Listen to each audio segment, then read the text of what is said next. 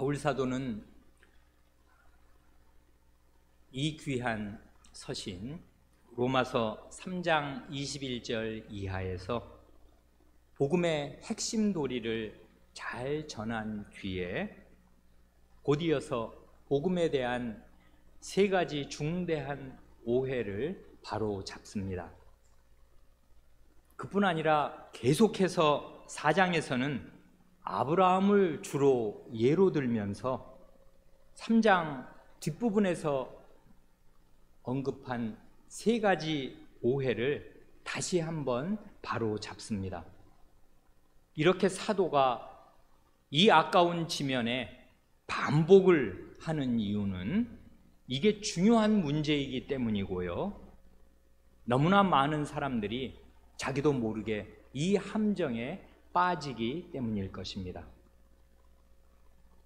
지난 주일에는 우리가 이 로마서 4장 1절로 8절을 읽으면서 복음에 대한 그 첫 번째 오해라고 할 만한 것, 곧 자신의 율법의 행위, 나 하나님 말씀 지키고 살았다, 하나님께 충성했다 하는 그 율법의 행위를 자랑하고 그것을 자신의 공로나 업적으로 삼을 수 있는 것처럼 생각하는 오해를 다시금 이 3장에 이어 이 4장 앞부분에서 척결하는 것을 살펴보았습니다. 이건 물론 그 3장 27, 28절에서 다룬 문제를 다시 다룬 건데요. 이걸 그냥 한마디로 한다면 개인적인 자랑을 뿌리 뽑으려는 것입니다.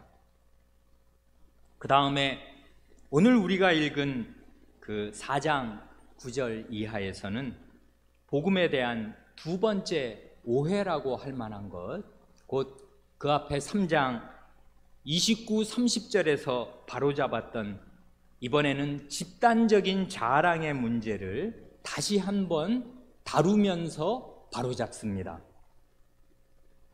그 집단적인 자랑의 문제가 뭔가 하면 우리는 유대인이다, 곧 아브라함의 자손이고 하나님의 선택을 받은 백성이다 하는 그 자부심이고요. 이걸 달리 표현하면 우리는 할례 받은 사람들이다 하는 자부심입니다. 이런 선민의식과 특권의식이 예수님 시대와 사도 시대에 하나님의 백성이었던 유대인들의 보편적인 정서였고요. 그 시대의 가장 고질적인 병폐였습니다. 요즘식으로 표현하자면 하나님의 백성이라는 사람들의 대다수가 말하자면 이런 정신적인 바이러스에 감염되어 있었더라 그것입니다. 이러한 자기 시대의 병폐를 바로잡고 시정하기 위해서 바울 사도가 그 취한 방책, 치료책이 무엇인가 생각할수록 이게 대단히 흥미롭고 뜻깊습니다. 바울 사도는 다른 곳이 아니라 모세 오경으로 가서 가장 오래된 그 책, 바울 사도를 기점으로 삼더라도 1500년 전에 주신 그 오래된 책을 다시 읽으면서 그 속에서 말하자면 치료책, 백신을 발견하는 것입니다. 그러니 성경을 읽는다는 것은 이런 것입니다. 성경을 읽어서 안다는 것은 거기에 나오는 스토리를 대강 아는 정도에 그치는 것이 아닙니다. 성경을 읽어서 안다는 것은 자기 자신의 심각한 문제 또는 자기 시대의 심각한 문제와 대결하면서 그 문제를 극복할 근본적인 해결책을 성경 말씀 안에서 발견하는 것입니다. 그러니 바울 사도의 이러한 문제 해결 방식은 후대의 목사와 우리 모든 신자를 위해서 영구적인 모범이 됩니다. 자기의 문제와 자기 시대의 문제를 안고서, 자기 가정의 문제를 안고서 하나님의 말씀으로 가서 거기에서 문제를 해결할 빛을 얻는 것입니다. 그래, 우리의 사도는 하나님의 백성으로 자부하는 사람들의 집단적인 자랑과 특권의식을 바로잡으려 할 때 그 앞에 그 3장 29, 30절에서는 모세오경의 마지막 권인 신명기에 호소하였고요, 여기 4장 9절 이하에서 다시 그 문제를 다룰 때에는 이번에는 모세오경의 첫 권인 창세기로 가서 창세기에 호소합니다. 우리가 본 대로 신명기에 호소할 때는 유대인들의 신앙 고백 제1조라고 할 만한 하나님은 한 분이시다 하는 진리에 입각해서 온 천하에 하나님이 한 분뿐이시라면은 하나님은 유대인만의 하나님이시고 이방인들의 하나님은 아니시냐? 그럴 리가 없고 하나님은 유대인만의 하나님이 아니시요 이방인들의 하나님도 되시는 것 아니냐 하고 설파합니다. 이런 데서 우리가 생각할 점들이 있습니다. 하나님의 말씀은 다름 아닌 하나님 자신의 말씀이기에 가장 기본적이고 어린아이라도 다 아는 가장 기초적으로 보이는 말씀이라고 하여도 그 말씀의 뜻이 한없이 깊고 깊다는 것이고요, 그러므로 말씀을 피상적으로 겉핥기식으로 알지 않고 깊이 있게 깨달을 때 현실의 문제를 해결할 수 있는 힘을 얻게 된다, 그것입니다. 논어예요. 온고지신이라는 말이 나옵니다. 익숙한 사자 성어가 되어서 그 뜻을 대개 다 아실 것입니다. 온고지신, 옛 것을 익히고 새 것을 안다, 그런 뜻이겠고요. 그걸 사전적으로는 옛 것을 익히고 그래 미루어서 새 것을 안다, 그렇게 대개 다 이해합니다. 그 해석 참 좋습니다. 근데 이렇게 생각하면 옛 것은 말하자면 고전이라고 할 수 있는데요, 고전을 익히고 그리고 요즘 새로 나온 이 신지식들, 첨단 지식도 익힌다, 이제 양수겸장이지요. 그러면 꼭 먹고 알 먹고 식으로 옛 것도 익히고 새 것도 알고, 이렇게 이 온고지신이라는 말을 이해해도 아무 문제가 없고 좋은 말이겠습니다. 근데 특별히 거기에 그 온자가 그 따뜻할 온자 아니에요. 이 말이 아주 저는 매력 있습니다. 온고 하면 옛것, 고전에 해당되는 것을 말하자면 이 고전은 차갑단 말입니다. 여러분 성경책 탁 피고서 구약 창세기, 출애굽기, 레위기 한번 읽어보십시오. 거기서 따뜻한 온기가 느껴집니까? 이게 몇천 년 전 책인데 차갑단 말입니다. 그래, 옛 것은 시대와 멀리 떨어져 있고 알 것이 너무나 많고 해서 이 책을 피거나 옛 것을 상대하려면 일단 냉기가 도는데 그 냉기가 다 없어질 때까지 마치 어미 닭이 자기가 낳은 알을 이렇게 가슴에 따뜻한 체온으로 녹이듯이 그걸 품고 있듯이 말이에요. 이 차가운 고전을 이렇게 따뜻할 때까지, 온기가 돌 때까지 품고 읽고 또 읽고 생각하는 것입니다. 그래, 거기 온자가 들어있습니다. 옛 것을 익히는데 이게 따뜻하게 데펴질 때까지 옛 것을 익힌다, 그 말이겠는데요. 제가 이 말에 정말 더 좋아하는 해석은 우리 조선 중기에 우리 정조대왕이라고, 영조의 손자 있지 않습니까? 사도세자의 아들, 그 정조대왕이 학자군주입니다. 우리나라는 예전에 좋은 시절에는 군주가 학자들과 이렇게 말하자면 학술 논쟁을 벌일 수 있는 굉장한 공부를 많이 한 실력 있는 군주를 가진 때가 있었습니다. 정조가 그런 시대였고, 정조가 학자군주로서 제가 기억하기로는 이 온고지신을 굉장히 새롭게 해석했습니다. 옛 것을 익히고 새 것을 안다, 그렇게 해석하지 않고 옛 것을 익히되 그 옛 것에 들어있는 새로운 뜻을 안다, 이런 뜻으로 이 온고지신을 정조대왕은 해석하였습니다. 이 해석도 참 좋습니다.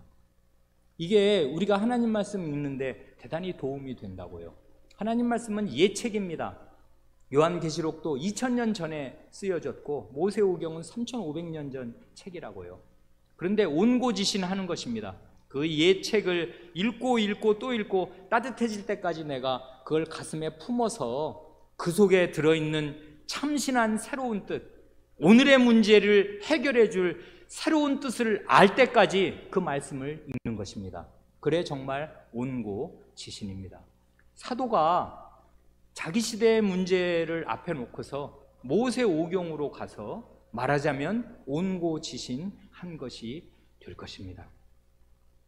그래 이렇게 먼저 로마서 3장 29, 30절에서는 창세기로 신명기로 가서 하나님은 한 분이시다, 그러면 그게 무슨 뜻이 되어야 마땅한가 하고서 이건 유대인이라면 모를 수 없는 다 아는 진리 같지만 그 진리 제대로 알고 있나, 그게 진리라면 그게 어떻게 우리 생활을 지배해야 되며, 그렇게 되면 당신들이 생각하는 그런 것과 전혀 정반대의 정신상태에 들어가야 그 말씀이 요구하는 그런 그 세계를 구현하게 되는 것 아닌가 하고서 이 신명기 6장 4절의 그 유명한 말씀을 이분이 온고지신한단 말입니다. 다시 읽고 다시 읽어서 자기 시대의 문제를 혁파할 그런 원동력을 그 말씀에서 얻어낸다, 그것입니다. 같은 문제, 이 유대인들의 집단적인 자랑의 문제, 하나님 백성의 거의 대부분의 사람들이 빠져있는 이 그릇된 자부심을 깨뜨리려고 할 때, 그 다음 오늘 본문으로 읽은 로마서 4장 9절 이하를 보면 이번에는 사도가 창세기를 읽으면서 문제 해결책을 제시하는데 그 해결 방식이 아주 흥미롭습니다. 4장 9절 그 상반절은 이렇게 묻지 않습니까? 그런즉 이 행복이 할례자에게뇨 혹 무할례자에게도뇨. 갑자기 행복 그러는데 이 행복이 무슨 행복을 말하는지 우리가 모르지 않습니다. 그 앞에 6절에 나오는 일한 것이 없이 경건한 일을 하지 않고 아무 일도 안 하고서 하나님께 의로 여기심을 받는 사람의 행복, 그것입니다. 지금 하나님 앞에 의롭다 하심을 받는 사람의 이 행복이 할례자에게 임하는가 혹은 무할례자 곧 할례 없는 이방인들에게도 임하는가 묻습니다. 여기에서도 사도는 그 질의응답의 방식으로 진리를 전하려 하는데요, 만약에 유대인들이 이 질문을 받고서 대답한다면 그 사람들은 반자동적으로 당연히 할례자들에게 이런 행복이 임하는 것이지 하고 대답하려 할 것입니다. 그런데요, 이게 온고지신 하려니까 말이에요, 이게 옛날 얘기라 뭐 할례자 무할례자 하면 이게 남의 나라 먼 이야기로 들려서 확 마음에 와닿지 않습니다. 그래 이 할례를 신약의 세례로 바꾸어서 읽고 생각하면 이게 느낌이 달라지고 훨씬 더 생생하게 다가옵니다. 죄 용서를 받고 하나님 앞에 의롭다 하심을 얻는다면 그게 바로 영원한 구원을 얻는 것인데요, 이런 영원한 구원, 하나님의 구원을 세례교인들이 받는 것인가, 아니면 세례교인 아닌 사람들도 받는 것인가 하고 사도는 묻는 것과 똑같은 것입니다. 이러면 우리도 조금 긴장하게 되고 조금 더 심각하게 될 것입니다. 답은 여기 사도가 금세 말합니다. 4장 9절 하반절을 보면 대저 우리가 말하기를 아브라함에게는 그 믿음을 의로 여기셨다 하노라 합니다.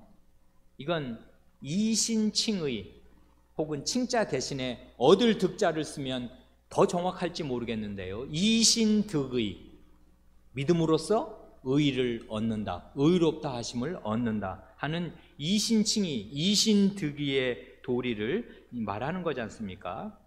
이건 자기가 이 9절 하반절은 자기가 그 4장 3절과 5절에서 이미 말한 진리를 상기시키는 것입니다. 그 다음 말을 하려고 4장 3절에서는 아브라함이 하나님을 믿음에 이것이 저에게 의로 여기신 바 되었고 해서 우리가 본대로 창세기 15장 6절을 인용해서 이신칭의의 도리를 말하고 4장 5절에서도 믿는 자에게는 그의 믿음을 의로 여기신다 이렇게 말하지 않습니까?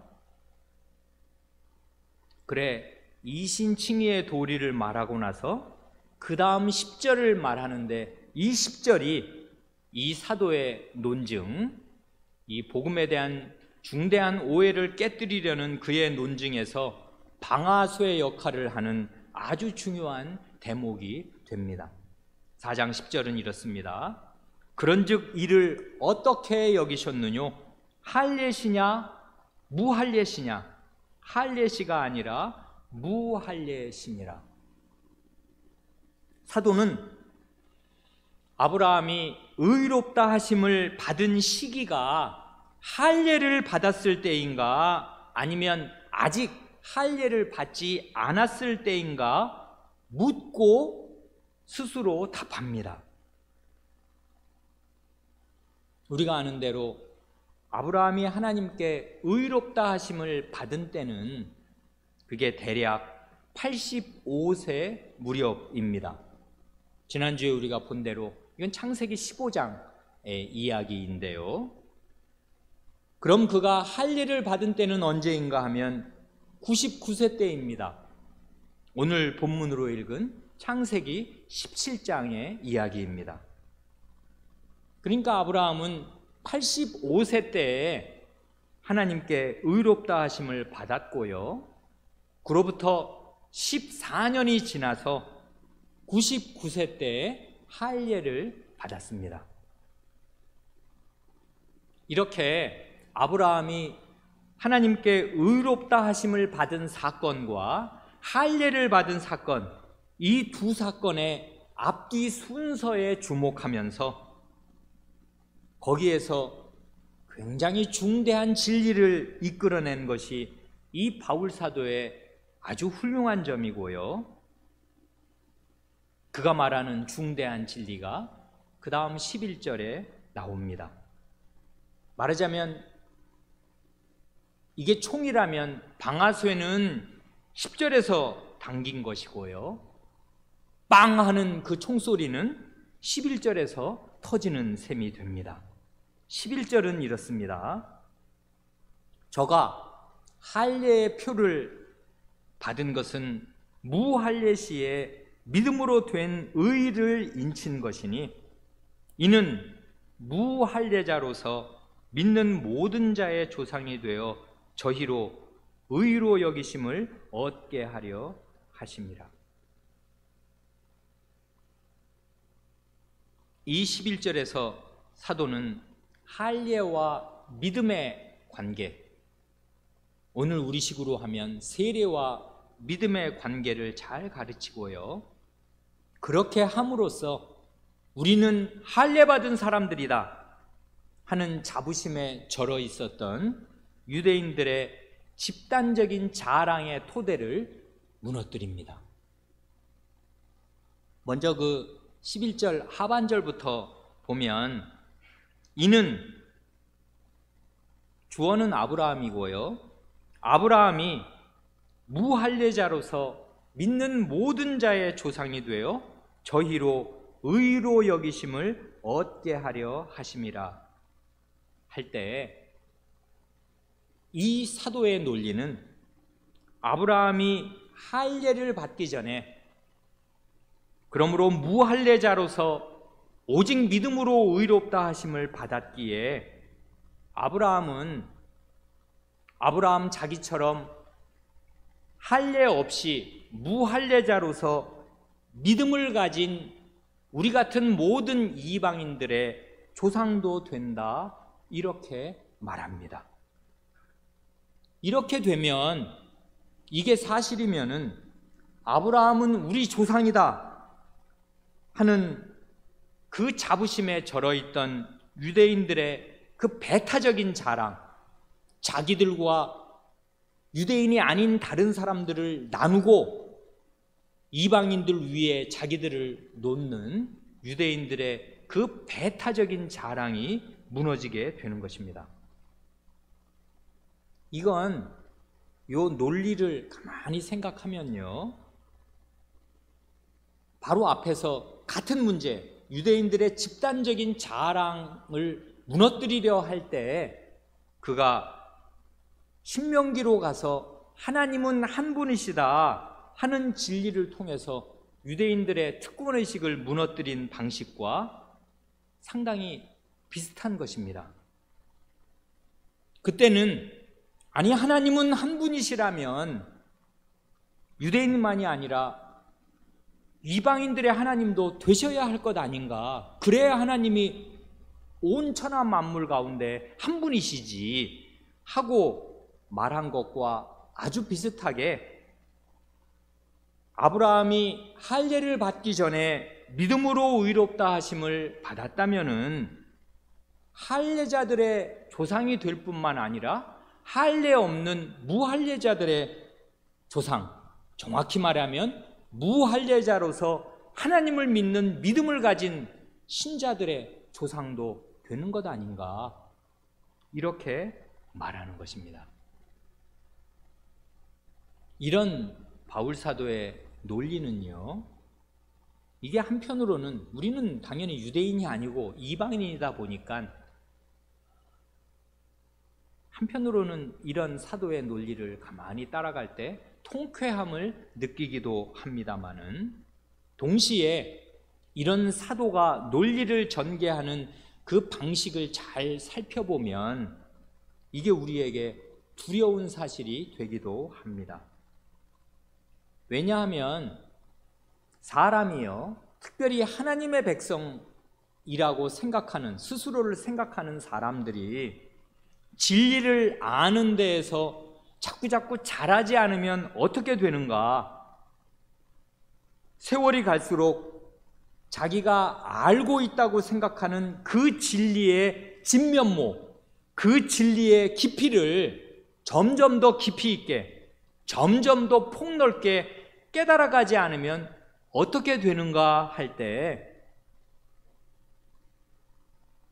자기가 알고 있다고 생각하는 그 진리가 화석처럼 단단하게 굳어져서 더 이상 진리가 아니게 되고요, 오히려 참된 진리를 가로막는, 가리는 장애물이 되고 맙니다.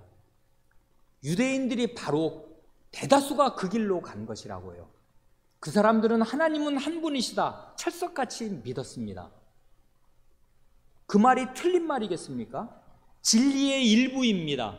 그런데 하나님은 한 분이시다 하는 신명기 그 6장 4절에 4, 5절의 그 진리를, 그 진리가 뭘 뜻하는가를 온고지신 하도록, 옛것을 익혀서 그 뜻을 새롭게 알도록 날마다 일신우일신 날마다 새롭고 또 날마다 새롭게 그 진리의 더 깊은 국면, 그 진리의 한없는 깊이 속으로 점점 들어가지 않고서 하나님은 한 분이시다 하는 사실을 마치 자기가 다 알고 있는 것처럼 자부하면 어떻게 되냐면 그 진리가 아니게 된다, 그것입니다.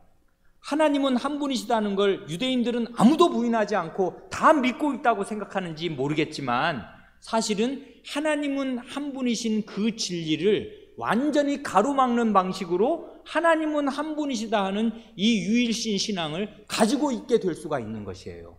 이게 대단히 무서운 사실입니다. 많은 교인들이 자기가 예수님을 믿고 있다고 생각하는지 모르겠지만 그가 믿고 있는 그 진리에서 점점 더 깊이 들어가지 않으면 이제까지 알고 있던 그 피상적인 지식이 말이에요, 그 진리 자체가 담고 있는 진리의 진면목을 가리게 된다, 그것입니다. 이걸 아주 이 사도가 잘 밝혀낸단 말이에요.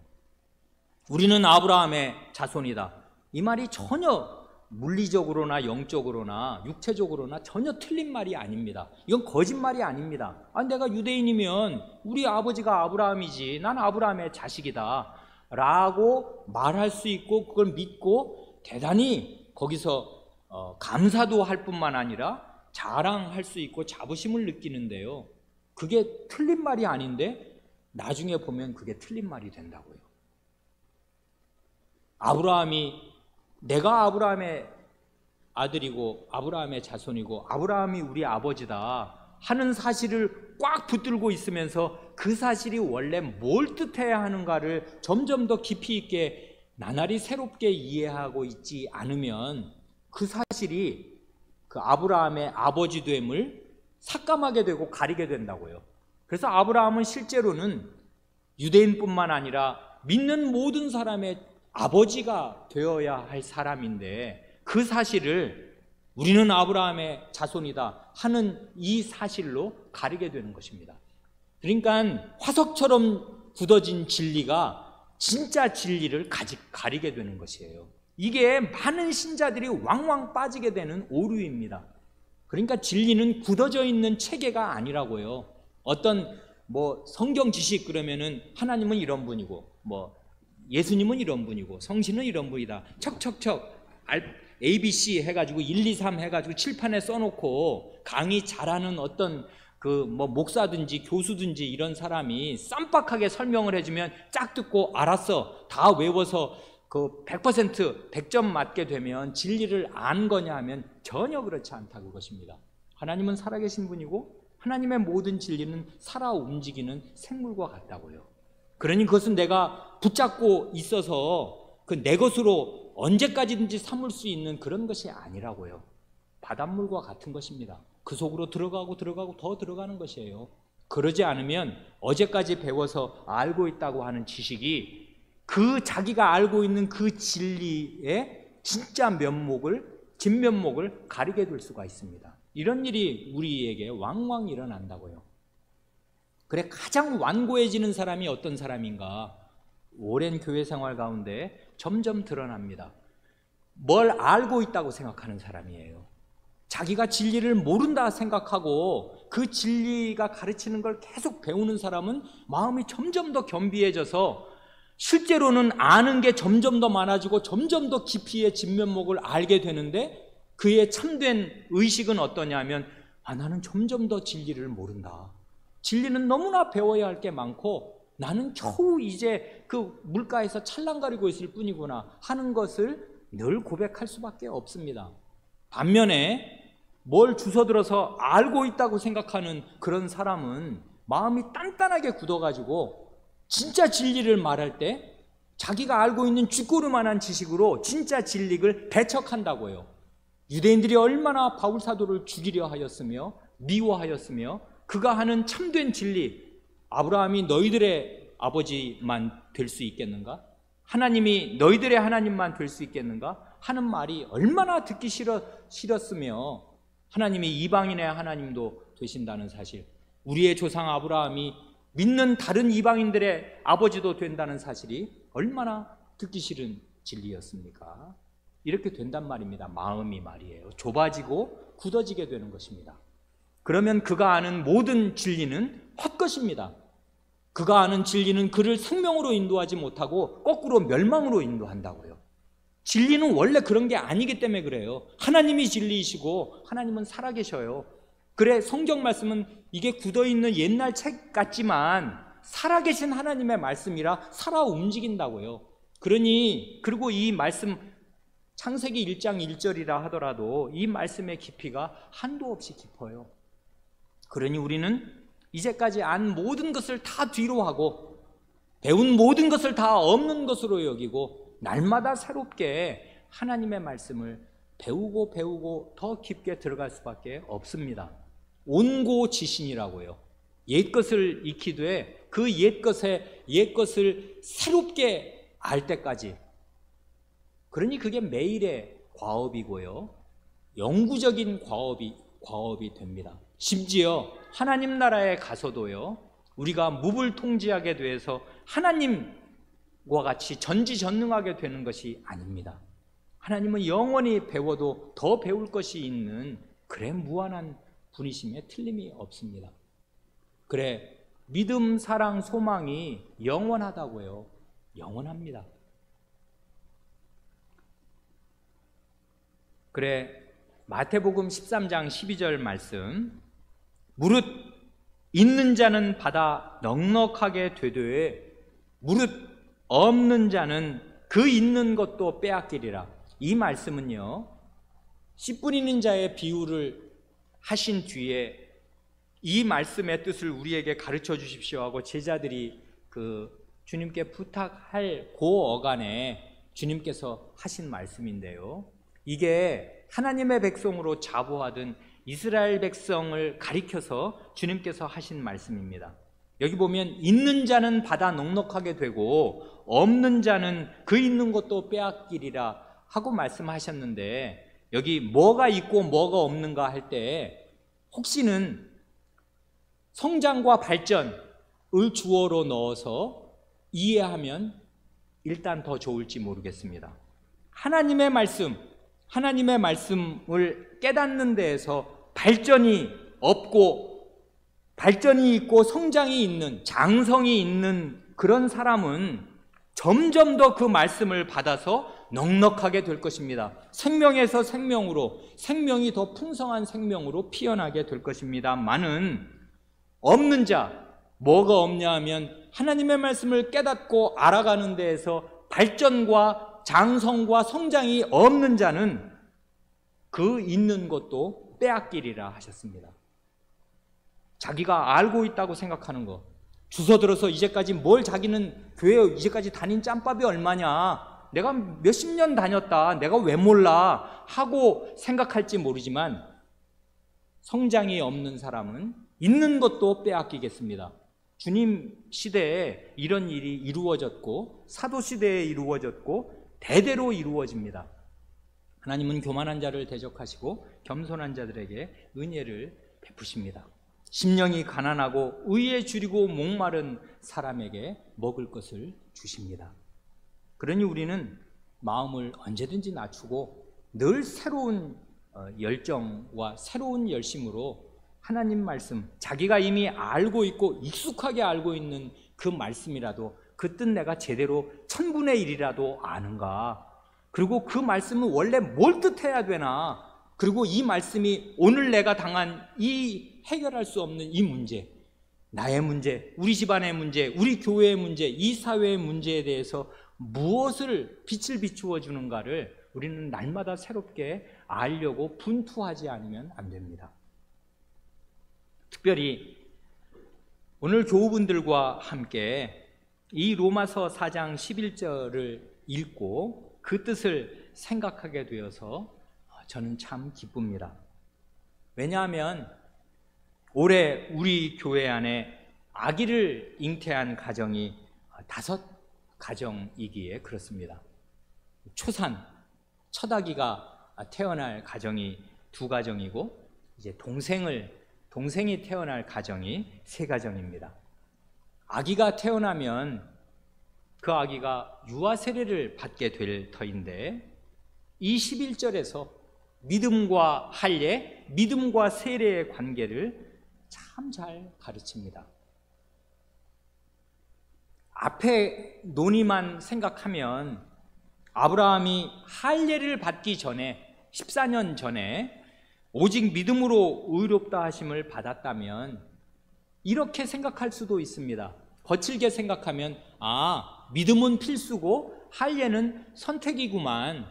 오직 믿음으로 구원을 얻는 것이고 할례는 안 받을 수도 있는 것이구만. 믿음이 진짜 중요한 거 아니냐. 지금 사도의 논리가 그거 아니냐라고 오해할 수가 있습니다. 그렇지 않습니다. 그래, 여기 4장 그 11절 그 상반절 우리가 남겨두었는데요. 11절 상반절은 이게 대단히 중요한 구절이 되는데 이렇습니다. 저가 할례의 표를 받은 것은 무할례 시에 믿음으로 된 의를 인친 것이니 합니다. 여기 아주 중요한 말이 나왔는데요. 할례, 우리는 이걸 세례로 바꾸어도 좋을 것입니다. 할례 혹은 세례를 가리켜서 여기 보면 표라고도 하고 도장이라고도 하지 않습니까? 그래, 정말 이 세례와 할례를 포함한 성례, 세례와 성찬, 이 성례는 표와 인입니다. sign and seal, 표와 인입니다. 그래, 이 표와 인이라는 말이 성경 이 말씀에서 나온 것이라고요. 무엇의 표와 인인가? 그걸 아는 게 결정적으로 중요한 관건인데요. 무엇의 표와 인이냐면 여기 보면 믿음으로 된 의의 표와 인입니다.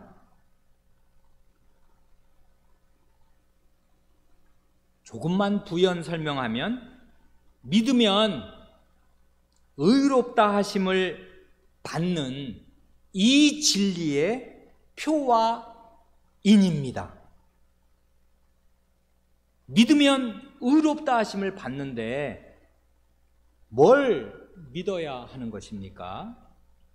하나님의 약속의 말씀, 이 약속의 말씀을 딱 한 단어로 줄이면 언약 아니에요. 하나님의 언약을 믿어야 하고 그 언약을 반드시 이루실 하나님 자신을 믿는 것입니다. 이건 둘은 하나지요. 하나님의 약속의 말씀을 믿는 것과 그 약속의 말씀을 이루실 하나님 그분 자신을 신뢰하는 것, 이건 하나입니다. 말씀을 믿는 것이고 그 말씀을 내신 하나님을 믿는 것입니다. 그러면 의롭다 하심을 받습니다. 다시 이걸 생각하면 하나님의 그 언약, 약속의 내용이 뭔가 하면 이게 너무나도 엄청나고 복된 것이어서요. 굉장히 다양하게 여러 가지로 우리가 표현할 수 있습니다.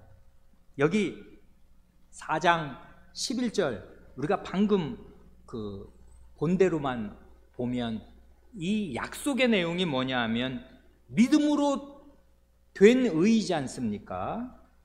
하나님을 믿으면, 그런 믿음이 있으면 죄인을 의롭다고 해주시겠다 하는 게 그 약속의 내용이고요. 그러니까 이걸 말하자면 죄사함, 죄 용서와 의인 대접, 이건 거의 비슷하면서도 정밀하게 나누면은 이렇게 분류할 수 있는데요.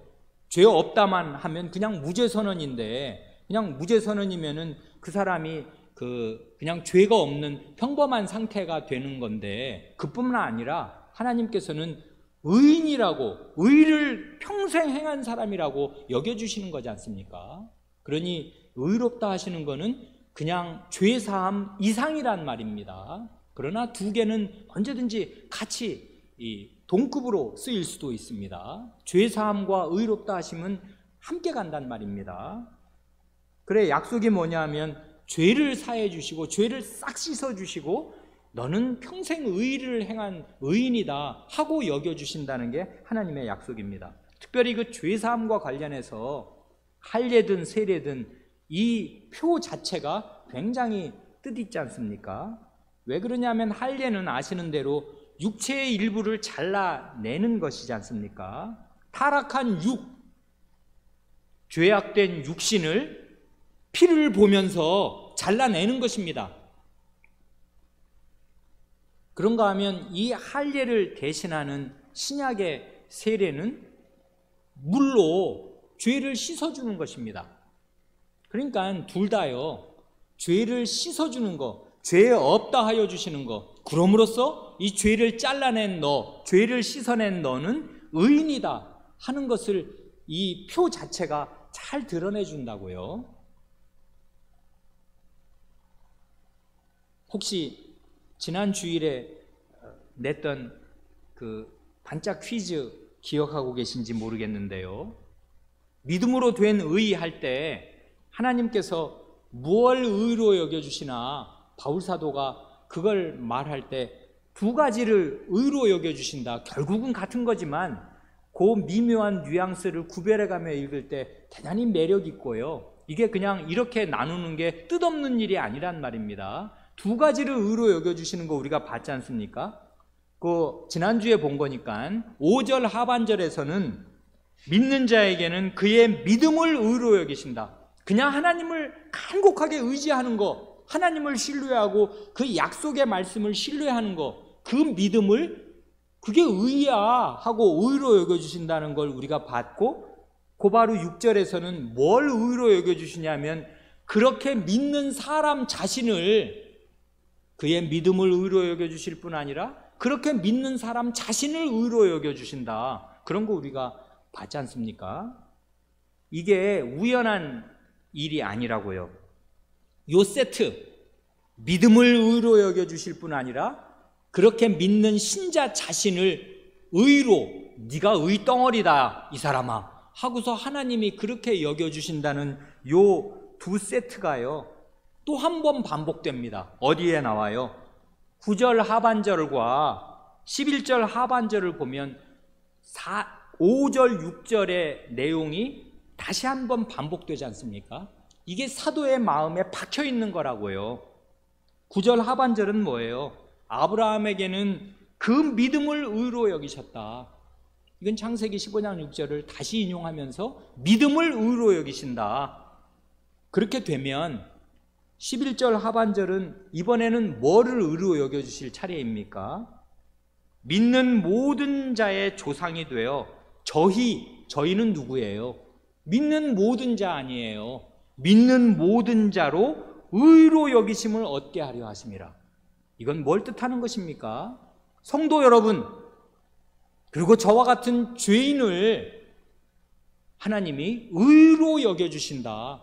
우리의 믿음을 의로 여겨주실 뿐만 아니라 그렇게 믿는 우리 자신을 의로 여겨주신다. 이렇게 사도가 지금 두 번째 이 세트를 소개하는 거지 않습니까? 나중에 우리가 보겠습니다마는 22절, 24절로 가면 세 번째로 똑같은 세트가 한 번 더 나온다고요. 이게 완전히 세트 메뉴인데요, 세 번을 제시한다고요. 이 4장에서만 믿음을 의로 여길 뿐만 아니라 그렇게 믿는 신자 자신을 의로 여겨주신다. 여러분은, 그리고 저는 하나님 앞에 죄인임을 우리의 양심이 숨길 수가 없습니다마는 이게 하나님의 약속입니다. 이걸 믿으십시오. 여러분은 하나님 앞에 의 덩어리입니다. 여러분 자신을 의로 여겨주신다고요. 이걸 약속해 주신다고요, 하나님께서. 이게 그러니까 굉장한 약속이란 말입니다. 믿기 어려워요. 이게 너무나 가슴이 벅차서 어떻게 내가, 근데 이게 약속이라고요. 하나님의 약속은 이것입니다. 믿음으로 된 의. 그뿐만 아니라요, 이 약속은 굉장히 복된 것이어서 아주 여러 가지 방식으로 표현할 수 있는데요, 오늘 우리가 읽은 이 창세기 17장을 보면 거기에 이제 할례를 제정해 주시는 장면 아니에요. 할례를 제정해 주시면서 하나님이 거듭거듭 하시는 아주 복된 약속의 말씀이 있습니다. 그건 뭐냐 하면 이 할례를 행해서 할례를 받아라. 그러면 나는 너와 네 후손의 하나님이 되어주겠다 약속하십니다. 하나님이 이 할례를 받는 사람들의 하나님이 되어주십니다. 말하자면 할례를 받음으로써 죄와 단절하고 죄를 끊어내고 죄 씻음 받은 이 사람들, 이제는 의인이 되어서 거룩한 사람들로 하나님께 받아들여지니까 하나님께서 그 거룩하신 분이 내 자신을 너희에게, 너희 후손에게 주겠다. 이렇게 하나님 자신을 약속의 내용으로 주십니다. 내가 너희 하나님이 되어줄게. 내가 네 아빠다. 그래서 누구 아빠? 이렇게 이름 불리는 것처럼 하나님께서 내 하나님, 여러분의 이름 석자를 거기에 두자든 석자든 거기에 넣으시면 됩니다. 누구누구의 홍길동의 하나님이 되어주시겠다. 나 이름 두자, 이름 석자의 하나님이 되어주시겠다. 이게 하나님의 약속입니다. 하나님 자신을 주시겠다 하십니다. 이렇게 해서 하나님이 나의 하나님이 되고 나는 하나님의 백성이 되었으니 그러면 뭘 받는 것입니까? 그 다음 따라오는 너무나 좋은 약속은 무엇입니까? 하나님의 백성이 되었으니 하나님 나라를 받는 것입니다. 그래 창세기 그 12장과 15장 맨 처음 약속이 아브라함을 불러내실 때 내가 너로 큰 민족을 이루게 하겠다. 15장으로 오면 복된 네가 복의 근원이 되게 해주어서 복된 큰 민족을 이루게 해줄 아들을 주고 그 아들을 통해서 너를 아주 큰 민족, 그래서 너 한번 이리 나와봐. 이 밤하늘 별 좀 한번 봐라. 셀 수 있겠냐? 네 자손을 이렇게 많이 주어서 크고 강대하고 복된 그런 하나님 나라를 네게 주겠다. 그리고 이 하나님 나라, 이 복된 나라 덕분에 천하 모든 만민에게 복이 끼쳐지게 될 것이다. 이렇게 약속을 하신단 말입니다. 이 약속은 이게 생각할수록 거대한 약속이고 우리의 마음을 너무나 벅차게 만드는 약속입니다.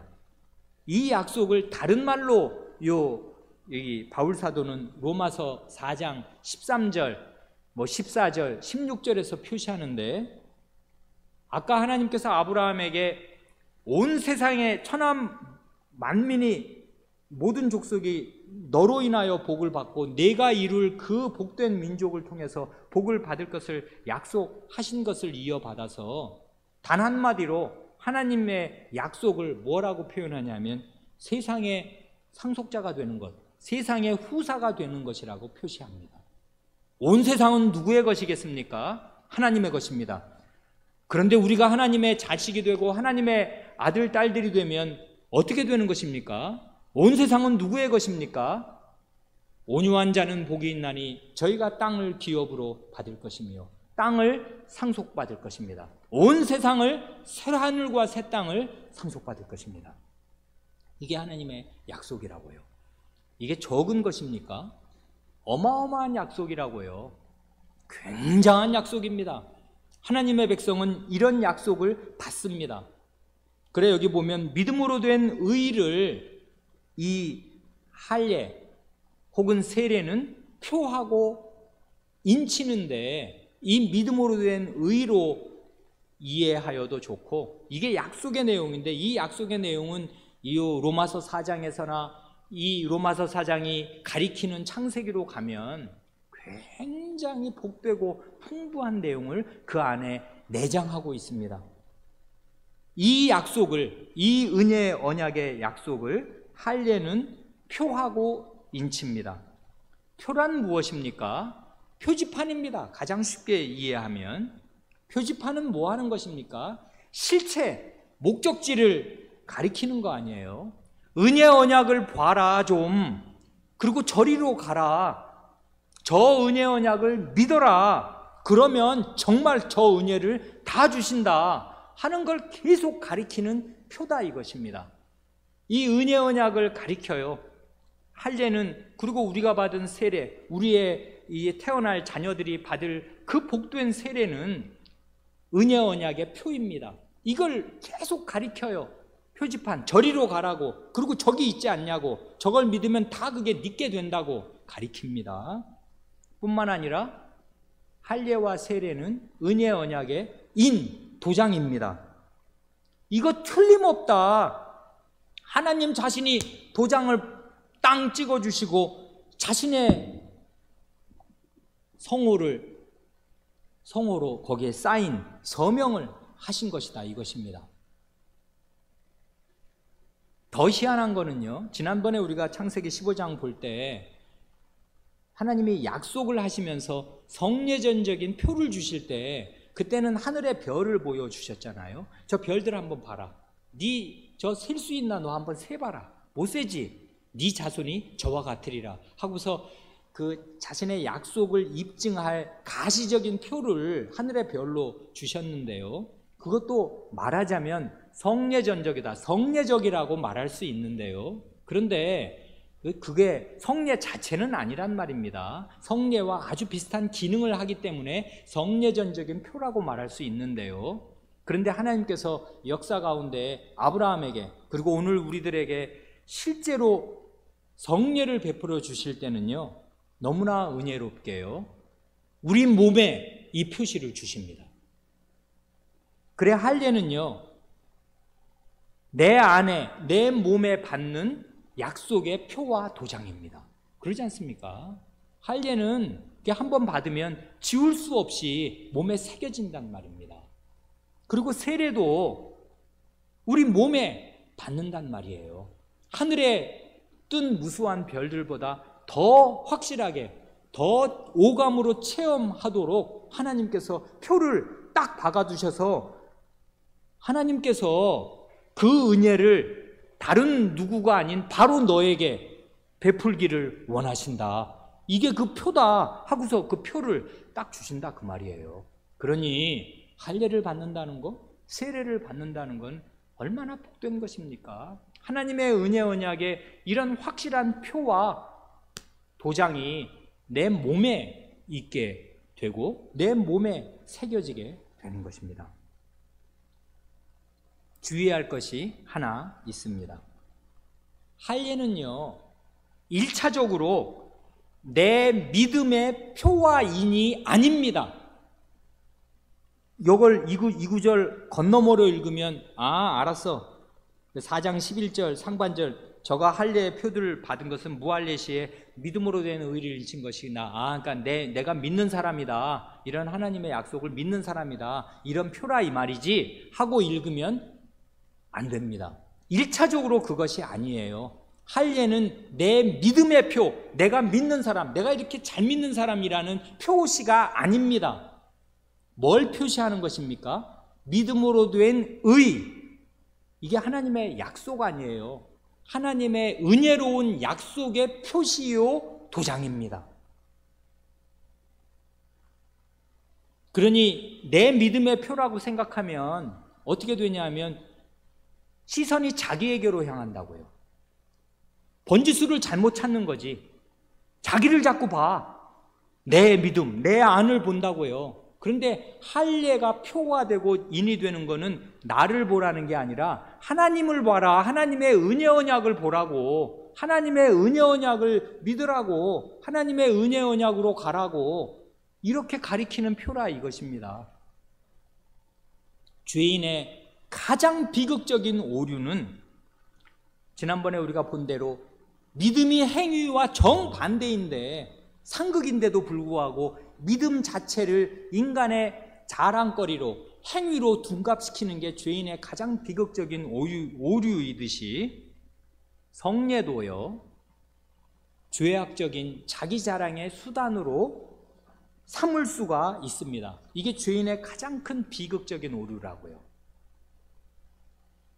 할례는 은혜 언약의 표와 인이기에 너는 그걸 받을 자격이 아무것도 없는데 하나님께서 세상에 하나님 자신을 신뢰하고 하나님의 은혜를 믿는 너를 의롭다고 하시고 너 자체를 의라고 여겨주시고 하나님 자신을 주시고 하나님 나라를 주셔서 온 세상 새롭게 하실 죄 없는 새하늘과 새 땅을 상속받게 하신다. 이 거대한 약속을 내게 주시기를 바라신다 하는 이런 은혜를 뜻하는 게 할례인데, 아니 희한하게 할례를요 자기 자랑의 수단으로 삼는 것입니다. 성례를요. 죄인은 이렇게 됩니다. 그래서 나는 할례 받은 백성이다 하는 이런 배타적인 자부심으로 절개되는 것이에요, 유대인들이. 이게 비극적인 오류입니다. 은혜 언약의 표와 인으로 생각하지 않고 마치 자기 믿음의 표와 인인 것처럼, 그래서 내 것으로 삼아서 내가 남들과 다른 무엇을 가질 수 있는 사람인 것처럼 자기를 높이게 되는 것이에요. 이것입니다. 바울 사도가 이런 하나님의 은혜를 깨우치면서, 그리고 할례가 원래 뭔가, 그리고 할례가 뜻하는 게 무언가도 가르치고, 이 할례를 아브라함이 언제 받았나 그걸 가르치면서 유대인들이 절어 있었던 그런 배타적인 자랑의 근거를 허물어뜨립니다. 그러니 오늘 우리는 두 가지 이 갈림길에서 양극단의 오류를 피해야 할 것입니다. 믿음은 필수고 할례는 선택인가? 아닙니다. 둘 다 필수입니다.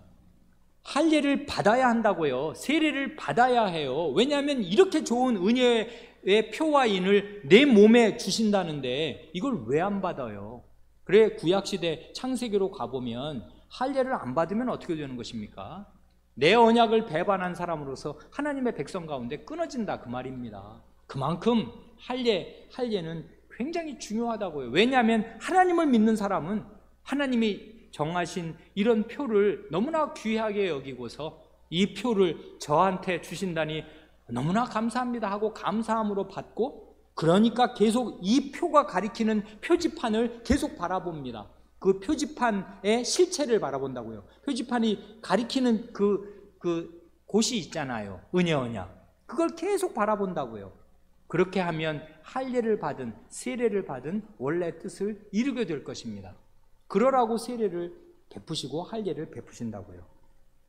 그래, 이런 복된 언약이 우리 위에 있고, 우리는 다 이런 복된 하나님의 표와 인을 받아서 이 교회 안으로 하나님의 백성이 됩니다. 오직 감사합니다. 자랑한다면 하나님의 은혜를 자랑합니다. 나를 자랑하지 않습니다. 우리 집단, 우리 교회를 자랑하지 않습니다. 우리 교회는 이런 은혜를 받을 자격이 아무것도 없는 죄인들의 집합입니다. 그러니 우리는 우리 교회를 높이지 않습니다. 그렇게 되면 유대인의 길로 가는 것이고 할례를 거꾸로 받는 것입니다. 은혜를 권리로 둔갑시키는 죄를 범하게 되는 것입니다. 오늘은 여기 이 두 번째 오류를 바울 사도가 어떻게 이 할례와 믿음으로 의롭다 하심을 받는 그 순서에 주목하면서 창세기를 새롭게 읽으면서 어떻게 유대인들의 자기 시대의 폐단을 극복해내는가 하는 것을 함께 생각하였습니다. 기도드리겠습니다.